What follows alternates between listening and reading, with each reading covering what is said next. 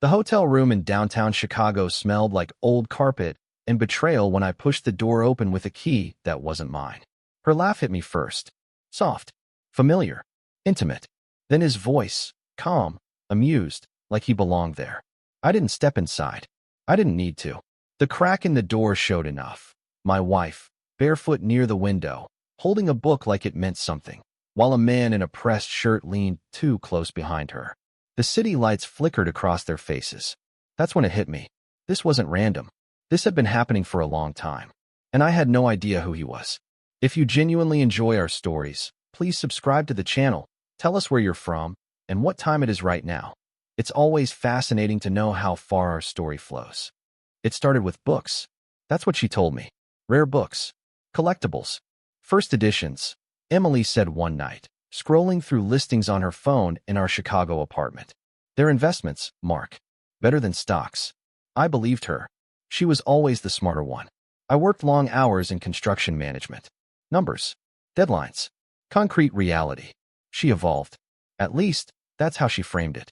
She began visiting a small private library downtown. Not public. Membership only. Quiet. Exclusive. He helps me find things, she said casually one morning. Who? The librarian. She smiled when she said it. I should have noticed that. At first, it was harmless. She'd come home with old books, delicate covers, that smell of dust and history. She talked about editions, authors, paper quality. Then she started staying longer. Research, she'd say. Auctions. Private collectors. Something wasn't right. It wasn't just the hours. It was her tone. Detached. Controlled. Like she was rehearsing. Then came the distance. She stopped asking about my day. Stopped touching me. Started locking her phone. That's when the unease turned into something heavier. One night, I asked, "This librarian, what's his name?" She didn't look up from her wine. Daniel. Just Daniel. No last name. No detail. Nothing. That's when it started to itch.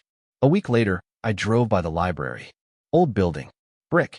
Tucked between two high-rises on a quiet street near River North. I sat in my truck for 40 minutes. She didn't come out. But I saw him. Mid-40s. Clean. Confident. The kind of man who knew exactly how to speak without raising his voice. He locked the door and stepped outside, checking his watch. Then he smiled at someone behind the glass. Her. Emily. Something tightened in my chest. That wasn't business. That was something else. I didn't confront her. Not yet. Instead, I waited. Watched. Listened. And then I did something I never thought I would. I put a camera in her car. Small. Hidden under the dashboard. I told myself it was temporary. Just to clear my head. Just to be sure. The footage didn't lie. 3 days later, I watched her park near the library. Not in front, around the corner. He was already there. Leaning against a black sedan. Waiting. She stepped out. No hesitation. No distance. He kissed her like it was routine. Like they'd done it 100 times. I paused the video. My hands were shaking. Denial hit me hard. There had to be context. There had to be an explanation. Maybe it wasn't what it looked like. Maybe. Then the next clip played. They were laughing. Holding hands. Walking into the building together. No space between them. No doubt. That's when the truth settled in. My wife wasn't collecting rare books. She was collecting moments with him. And I had been funding it. The manipulation came next. Her behavior shifted when I grew quieter. You've been distant, she said one night. I almost laughed. I've just been busy. She studied me. Careful. Measuring. Don't shut me out, Mark.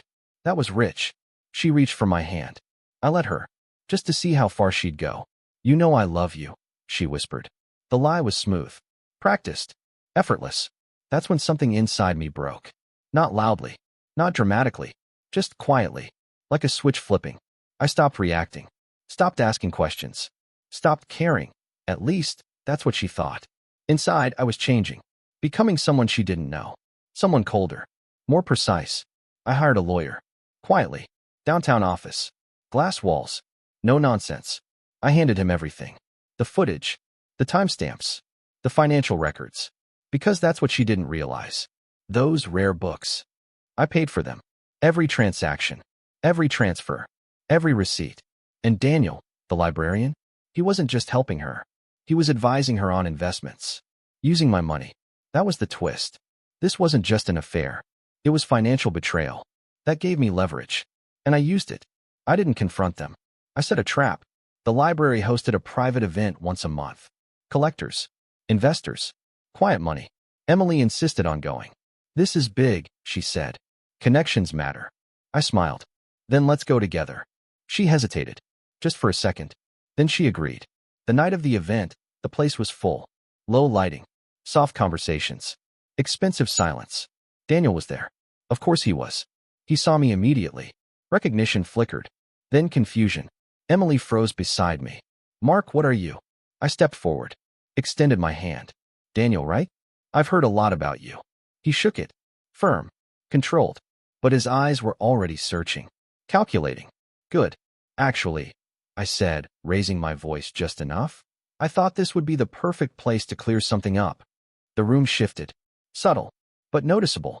I pulled out my phone, played the footage. No sound, just visuals. Them. Together.